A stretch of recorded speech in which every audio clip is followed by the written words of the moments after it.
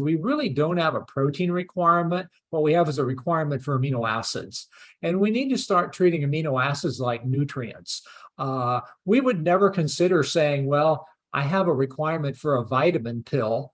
I have a requirement for 12 vitamins. Why do we say we have a requirement for protein when we don't? We actually require 9 essential amino acids and some organic nitrogen, amine groups, non-essential amino acids. And especially as we start talking about plant-based diets, we need to start really focusing on amino acids.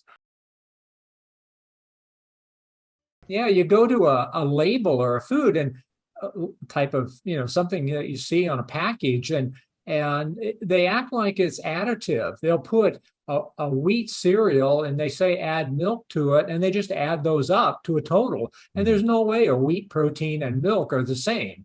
I mean, it's, wheat protein, if it says it has 4 grams, the reality is it probably has less than 2, either because of bioavailability or poor amino acid content. So, it's just, if we all eat 120 grams of protein per day or more, it doesn't really matter. But when we go down the line of start talking about plant-based diets, the average consumer is going to get into trouble because they're going to decrease both the quantity and the quality at the same time.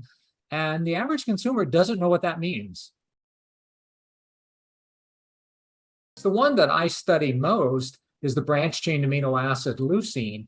And we know that if you don't get adequate amounts of leucine at each meal, that muscle health will suffer. You will decrease both the mass and the strength over time. And for aging adults, that's a big issue. So we know that in people over the age of 40, they need about 3 grams of leucine per meal to maintain muscle health.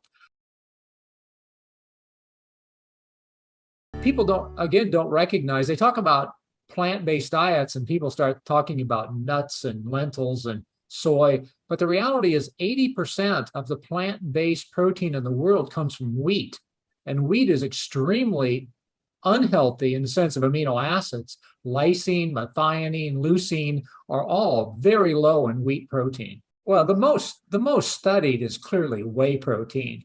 Whey protein has almost 12% leucine by weight. Wheat, which I mentioned a few minutes ago, is 6.8%. Whey protein, it's available in very pure forms. It's water soluble and tastes pretty good. So researchers have used it because it's high leucine and also easy to work with. So that's probably the best. Meats come in at about just under 9% leucine, eggs a little over 9%, maybe 9.5%. So and fish are, similar to meats. So all of the animal proteins are 9 and up, and almost all the plant proteins are 8 and down. So if you look at milk total, which is, I forget again, I think it's 80% casein and 20% whey protein. I think milk in total comes out at about 9.5%. Whey protein is also water soluble and very rapidly digested. It's referred to as quick digesting, where casein is less soluble. Obviously, the whole difference between casein and whey is cheese making. When you put milk into an acid environment, you precipitate out casein, and that's cheese, and what's left over is the liquid, and that's whey. If you're trying to get a muscle protein synthesis with whey, you can do that with 23 to 25 grams of protein. If you do it with casein, you can get the same effects, but it's going to take 30 to 32 because of the slower curve. It digests slower. You can go to a plant-based diet, but you have to realize it always takes more total protein and more total calories to get the same effects. So Luc van Loon has done a lot of that research. He's in the Netherlands, and what he did was look at basically adding a 4th protein meal to the day at nighttime, and he used casein for exactly that same idea.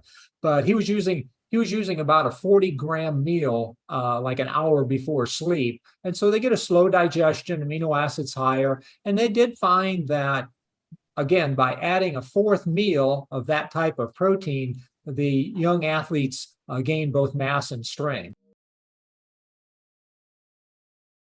Would you say ideally, if this is someone who's really geared towards strength training and building muscle, that 4 spikes of muscle protein synthesis is sort of like the sweet spot? That's generally where I would go if I was talking to an athlete really looking to build muscle. And I would I would center each of those around the leucine target. I think the first meal and then the later meals are the more important. The reality is nobody has really shown any real effect of lunch on muscle protein synthesis. We know that first meal is critical. Yeah. But the first meal, the hangover from the first meal lasts a long time, and we really don't know that the second meal has much effect. We know quite a bit about the third meal. So first and third, we know for sure. As you pointed out, there's some data about a fourth meal, but the reality is we don't know much at all about the second meal. You commented on 2 meals a day. That's kind of my pattern. I'm not interested in muscle building. I'm interested in muscle protection and sort of weight maintenance. And so I'm kind of controlling calories while I'm maxing my protein, sort of a cost ratio benefit. I think one has to realize that there would be an adaptation. So if you were a vegan having 20 grams per meal or less, and all of a sudden you took in 100 grams, chances are you wouldn't digest and absorb that very well. But if you get used to it over a period of a week or so, no one really has an upper limit for digestion. I mean, if you have a meal with 100 grams of protein in it, and it's something you've done sort of routinely, you're going to digest and absorb it all. You're not going to use it very efficiently. Mm-hmm. We think there's a sweet spot between 25 to 55, maybe 60, particularly in terms of muscle. Muscle, when you're young, develops really driven by hormones, insulin, IGF-1, testosterone, estrogen. All of the hormones drive growth up through 30. They're really important. Then you have sort of a sweet spot. After 40, now we know that those hormones really aren't helping you much anymore. They can't be deficient, but they're not really giving you much growth. And now we know the quality of protein becomes more important. 0.8 grams per pound of body weight. So for muscle development, all the data suggests that's adequate. Yeah. It's adequate for aging. Some people might argue that there's reasons to have higher protein because you're trying to have lower carbs. So now you have another question. We were talking about muscle development, but if your goal is to reduce your carbs more by replacing it, then that's another reason to have a higher protein diet. So there may be multiple reasons, but not muscle development. The average American's eating close to 300 grams of carbs per day. The RDA for carbs is 130. Carbs are a great fuel for muscle, but only if muscle is active. And so the way I think about carbs is that the body has a need for about 90 to 100 grams per day of carbs. And then anything above that, you earn with muscle activity at a rate of maybe 60 grams per hour of exercise. So if you have an hour of exercise per day, you can have about 160 grams of carbs per day. If you eat 300 grams of carbs per day, then you need 3 hours of fairly intense exercise every day. And not too many Americans are getting that. Fruits and vegetables are natural forms of carbs that I think we should all be eating and probably eating more of. Grains, particularly wheat carbs, are where we're getting a lot of our carbs. And it appears that form of carbs from wheat flour is particularly dangerous in metabolism. Blood sugar is clearly toxic at some level. We call it diabetes. Insulin creates its own resistance. We looked at counting things, and people don't like to count things. They don't like to read labels. So we basically looked at how we would partition the plate into 3 sections. 1 section for protein, 1 section for fruits and vegetables, and one section for all of the starchy, sugary carbs, whether it's rice or pasta or breads or desserts, and even alcohol. We put in that section, not really a carb, but empty calories. And basically, the way we teach it is that the visual size of the protein on your plate, the carb section can never be larger than that. Okay. So if you have a 5-ounce piece of meat, that translates to about a half cup of rice. We teach it as a protein-centric diet. So whatever you choose, if you choose to be an omnivore and eat meats, fine. If you choose to be a vegetarian and not eat meats, but you still base your meal around the protein amount. You pick your protein amount, and that determines your carb amount. One of the goals we wanted was to have a breakfast, a first meal of the day, where they would get to the lunch meal without having to have any snacks. We found that getting the protein in the 35-gram range, keeping the carbs less than the protein number, so 30 grams or less of carbs, and fat sort of in a moderate range, but we never went to fat-free products. And we always tried to keep the protein levels at least 35 grams or higher. Technically, why it works, there's a lot of hormones, GLP-1, PYY, brain effects, vagal effects from the stomach. There's a lot of gastric emptying rates. There's a lot of possible reasons why protein has higher satiety. We found that they would get a spike of blood sugar, a spike of insulin, and then they actually get a valley about 2 hours later. So we had a high carb group and a low carb group in our studies. People on the high carb group complained about being hungry about 2 hours after their breakfast, where the people on the higher protein, low carb didn't. And the protein range for me is, a low end of, somewhere around 60 grams. That would be a pretty strict vegetarian. That's probably enough to prevent any real deficiencies, up to an upper end of maybe 300 grams per day. I think that's totally safe within that range.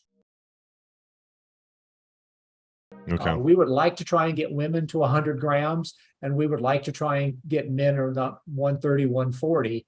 And again, we weren't dealing with bodybuilders. We were dealing with weight loss, healthy aging, and things like that. We realized that leucine and mTOR is a signal for recovery. And so whether it's an overnight fast or whether it's after exhaustive exercise, the body is catabolic, and it will stay catabolic until you eat protein. And so we started experimenting with taking in protein, and eventually we got down to it actually was leucine was the key. We found that the window for the biggest effect was about 2 hours, within 2 hours afterwards. Okay, so that's sort of acute recovery. Then there's a lot of research been done by Stu Phillips and other people who have looked at sort of the anabolic window. So now we need to step away from sort of an acute experiment and asking, how about training? Okay, this whole aspect of protein right after exercise, the biggest benefit of that is for an untrained individual. Once you become trained, if you've been doing the same exercise for 2 months, you're basically trained at that level, I see no real benefit to protein after exercise. Your next meal is fine. You and I talked about 3 meals per day or 4 meals per day. I don't really care where you place them. It's all going to be the same. Okay.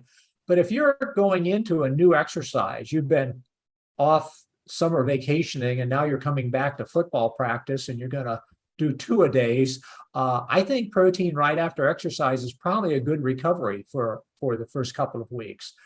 What exercise does is sensitize the muscle to the signals. It's a molecule called RED1. And basically what you're doing is inhibiting that and making the muscle more sensitive to protein. And by doing that, that's training, okay? And so again, if you're untrained, that's where we studied that protein effect right after exercise. If you're trained, it doesn't really matter. So after a meal, muscle goes into what would be an anabolic period. It's synthesizing more protein. And we always have two processes going on. One is synthesis and one is breakdown. You're continuously making new protein and breaking down protein. You and I, different ages, different body size, we both need to make 250 to 300 grams of new protein per day. So that's a lot more than we're eating. Okay. So that's turnover. And the body is continuously reusing some amino acids. Okay, so we've got these two processes going on. Right after a meal, we have an anabolic process, high synthesis for about 2 hours, 2.5 hours. And then you go into a catabolic period where the body now in muscle is no longer synthesizing protein at a high rate. The breakdown is now becoming the higher rate. And the reason for that is the body has nowhere to store amino acids. And organs like the liver or the heart or the kidney need to make proteins 24 hours a day, whether you're eating or not. And so muscle, in essence, becomes a reservoir, and it begins to supply amino acids to the rest of the body. So during the nighttime where you eat dinner, and you might go 12 hours till your next meal, now you're going into a very catabolic period. You're basically breaking down protein to feed your liver and kidney and brain and everything else that needs to run. Muscle is supplying that. When you wake up in the morning, your body's going to stay catabolic, breaking down muscle protein until you eat a meal that has 30, 35 grams of protein, which is why that cereal and juice breakfast is so bad. Basically, it's high carbs, it's high insulin, it's high fat deposition, and yet you're still breaking down muscle for protein.